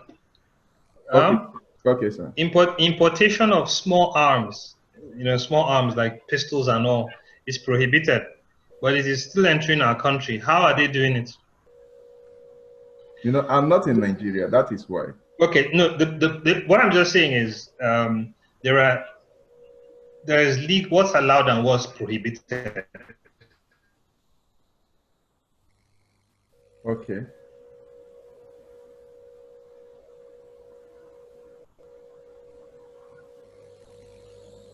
Hello. Because it is prohibited doesn't mean that it's not being done, right? It is not legal. So what we're speaking about, it doesn't mean that people are not breaking the law. Okay. It just means that you should know not to break the law because it's not an excuse. So how they're doing it, I don't know, and probably don't want to know. I've just gotten it, not to break the law. That's it. All right, thank you for that. Right. Obodo Okechukwu, you can speak now. Your hands are up. Yes. Good morning. I want just to thank you all for this. It's just an eye-opener. Thank you very much, good people. Thank you. Thank you very much for your lovely comments. All right. Okay, Aisha Sulaiman. Please tell us, okay. So Aisha had a question. I just saw, she didn't speak again. She just typed it. She said, tell us export group to join, help us. She said, please tell us export groups to join to help us. We have one at PDF Break, but maybe you have one. I'm going to put up that at the end of the session. Any export group you have in mind? So the non-oil export group for PDF is a great one to join because of the amazing resources you get. If you also get your export license from the Export Promotion Council and stay close to them, you also get a lot of information. Then I keep emphasizing the industry you are in. What are you selling? What are you producing? Look for that industry and join them, at least for the information. Don't bother yourself with the fanfare.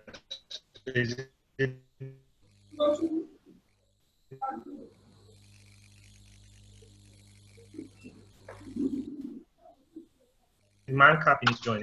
Is it our she trades in Commonwealth? You what's going on and you participate, right? Then you can also keep updating yourself on the ITC website as well. You get information. So those are groups to join. Yeah, in particular that's it. But try to make it industry specific. Okay.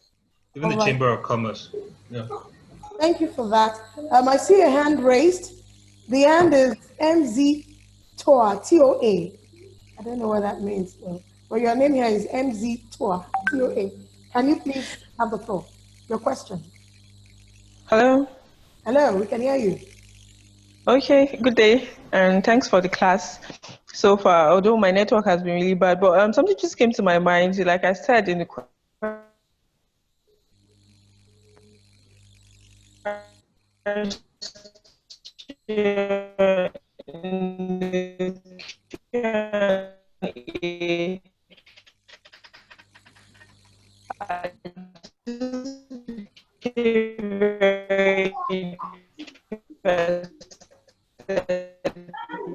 Oh, we can't hear you at all. Can you type it? We can't hear you at all. Can you type it? MZ12, please, can you type it? We can't hear you at all. Your internet is very...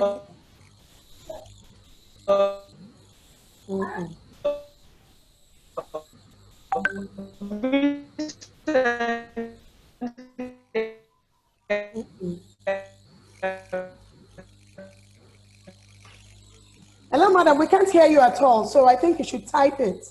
You should type it in the box, please. We cannot hear you at all, so it's difficult to answer your question. Coach Bashir Muse has raised his hand. Can you speak now, please? Okay. Okay, Yes, my right question on. is, okay, thank you, Titi and the PDF team for this wonderful training. And I believe this is just the beginning of the series. However, in going along with the learning, I'm considering the fact that some of us, I'm speaking for myself now, we are a raw beginner, no idea, we have not done any export before. However, in my own little spare time, I've done importation of small business, of small items and the likes. So that's why I asked the earlier questions about how do we get a guided kind of support in terms of starting as a micro exporter. Somebody who's, for example, I've attended some training in the past in Lagos about export, where they taught us about exporting bitter cola, for example, that you can just wrap it in a 1 kg brown paper and export it to market abroad, things like that. But there was no support to actually put us through in that regard. I don't know whether this that we're starting today as a series also cater for that in terms of, okay, can we work as a cohort group, working on a small package of maybe 1 kg, not to even test the water, to know how it is to export and get paid and learn the rope. That was my question. And also, if it is possible, put up a support group on a WhatsApp group, maybe a close group or something like that, to support those who are willing to start in a micro level, just to even test the water. That's my question. Okay, let me just answer that. Let me answer that quickly from PDF end. We've had a non-oil exporters committee of practice that we've set up about almost 3 years now. Aside that, we are hoping that, I think we need to mute Obodo Okechukwu. Aside that, Okay. PDF is looking at setting up a mentoring kind of to support this mentoring program to support the capacity building, so that beyond the class, if anyone is willing to take take a leap with it, then we have those that can actually handhold them to a certain extent. And also beyond that as well, in March, PDF had launched the network of practicing non-oil exporters Nigeria, and they're very active. So it's something we'll employ you to join, an organization that will really help, because the whole idea is to really support exporters. That's what the network of practicing non-oil exporters of Nigeria stands for. Now, because you have registered, we have your email, and I'm going to send you all of this information for you to pursue after this training. I hope that would help. All right, so I've mentioned about 3 things, but we're going to send you all that update. So we're very particular that as many participants that want to take it from the class to actual practice, we would, put you in places where you can make that a reality, make it a reality ultimately. So thank you for that question, Coach Bashir. Musa. All right, Thank you very much. Yeah, you can mute yourself now. Mercy Ogu also raised her hand. Mercy. Good afternoon. Yes, good afternoon. Good afternoon, ma'am. Yes, ma'am. I'd just like to take us back a little to one of the questions that a participant asked. Sorry, I didn't get his name. About a friend of his who exports timber. During the course of this training, Mr. Nwosu had, given us a list of prohibited items, maize, timber, and everything. And along the way also, Mr. Nwosu said something which I wrote down. He said, without an export license, your business is illegitimate. He also said that, there's a lot that we can do. We shouldn't focus on what we cannot do. So basically, I'd just like to say that we should not focus on what someone else is doing that is illegitimate. We should look at the positive and the good way of doing things. And I particularly like what Mr. Nwosu said. He said he doesn't know how that guy is doing it and he's not even interested. And so for us, I'd just like to say, we should focus on the positive and the good way of this export business, because this is a privilege to be taught for free like this, and to be told and taught that you can do this thing in a good way is even better than wanting to know what someone else is doing illegally. Thank you. All right, thank you very much. Thank you so much. Thank you very much. So we won't take live questions anymore, let's just quickly look at what we have in the Q&A box. The Q&A box one says, are the documentations associated with export very cumbersome or easily gotten? Let me just quickly mention that next week, I think, we should be, I think the next session, which is in a fortnight, we'll be looking at export documentations, and that's what the topic will, that's what that session will be focused on for the entire 2 hours. So I think I would encourage you to be part of that session, please. Be part of that session for export documentation. Also, well, somebody said, okay, Aisha was trying to speak earlier. He said, I pray PDF holds my hand till I start exporting. Is it too much to ask? It's not too much to ask, Aisha. But like I said, after this training is over, we're going to give you updates on what we're doing post-training. All right. Collins, are you still there? Maybe you can give us your final words. Just before Collins takes on the last maybe 1 minute, we are going to fill a poll. So I'm going to put up a poll. We'll put up a poll for you to fill. So please don't go away. We still have about 7 to 10 more minutes and we'll be done. So Collins, any last words for our participants? Yeah, what I can say is this. It looks difficult until you start. So you have to start. And there are so many ways in which you can start. Start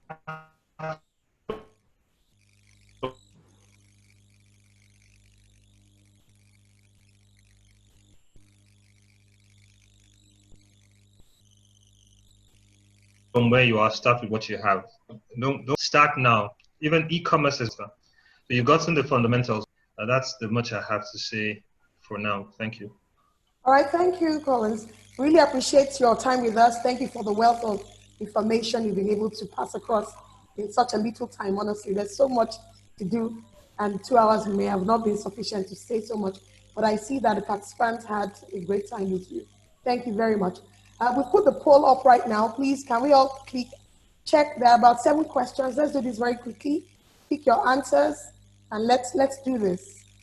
Let's do this. While we're at it, let me just give some announcements while you're participating in the poll. Make sure you do. We've only had 3% voted, and we have about 57 people in this room.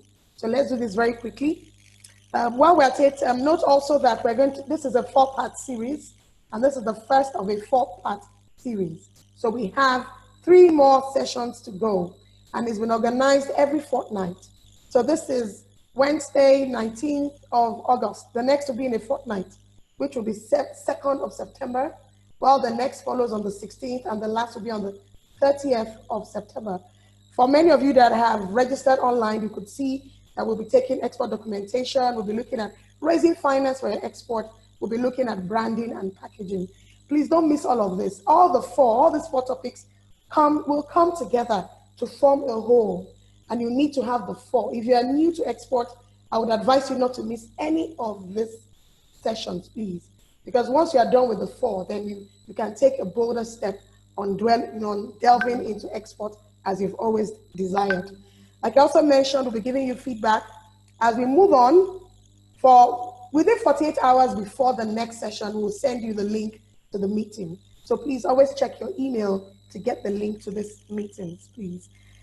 We've mentioned a couple of things. An email will be sent to you as well on all the updates. We'll still need more people. Okay, so we had about 31 people that voted. Oh dear, let's see. So, Nana, are you there? Maybe I can hear your voice. Do you want to relaunch the poll, or we are good with this? Hi, TC. Please, let's relaunch the poll so that we can have more people. Yes, so please relaunch. We want to relaunch the poll, please. We didn't have many people. Please, when you see the poll, jump right in and have your answers. The poll is timed. The poll is timed, so it will time out if you are slow in answering. So if you've answered before, please do it again. We are relaunching the poll. Let's do this quickly in 5 seconds or 10 seconds or 15 seconds. Let's do this quickly. We only have 0% of 68. Yes, 1%. Let's do this very fast before the poll times out. The poll is a quick one. Let's do this very fast. Thank you.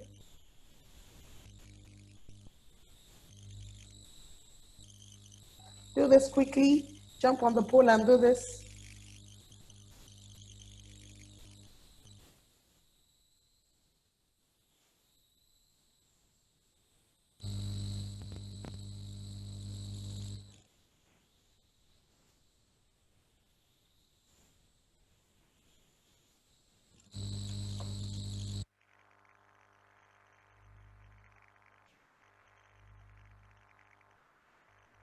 Let's do this quickly. We have just about half of you that have answered this question. Let's do this quickly for another 10 seconds. Let's move fast. Let's move fast. We're not doing badly.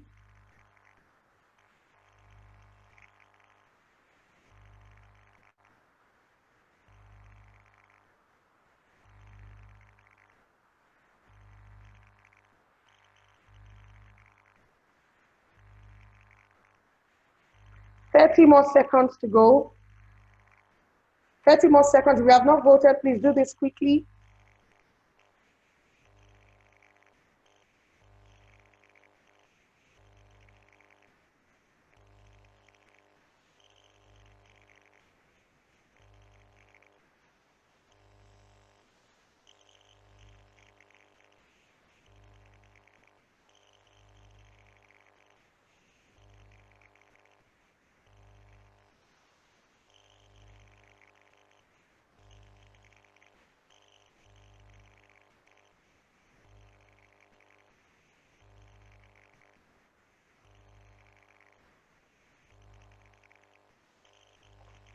We still have about 44 out of 64, so 20 more people are expected to vote, to take part in this poll.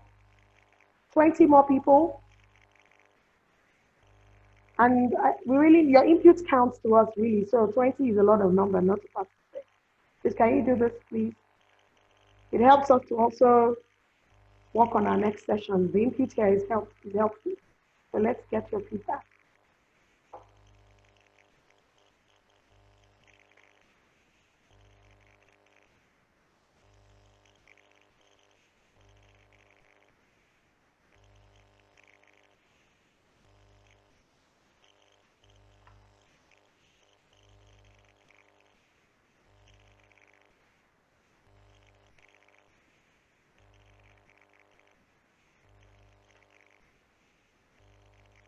All right.